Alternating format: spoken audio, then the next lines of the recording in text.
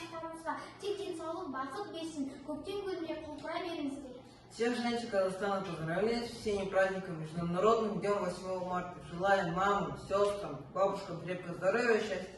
Dear ladies, our Congress or International Women's Day, we wish you happiness, love, good health, and cloudy sky over your head.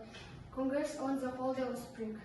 Ұстаз егер ұстаз ана отбасын алып, шәкірттері жанына бақыншы болып жүретін, ұстаз деген ұлылардың ұлысы, әрбір жан жүрегінде мәңгі өмір сүреді. Желаю вам всеобщей жизни богатого здоровья, счастья, жизни и долгих лет.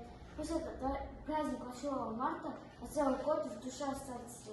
My dear mommy, I love you so much. I want to be happy on the 8th of March. Здравствуйте, любимые. Все нам необходимы. Педагогия классы Женщина прекрасна. жақсылықтың нышанындай, сүйген адамның жүріп жол шағындай, сабағындай тазалығы мен сұлулығын беретін. Көгілдір көктемнің алғашқы мерекесі. Той атауының қызығы мен берекесі. Көңілдерге жақсылықты егетін. Имандылық пен пақылдардың мінезіндей балық себетін. 8 наурыз құтты болсын!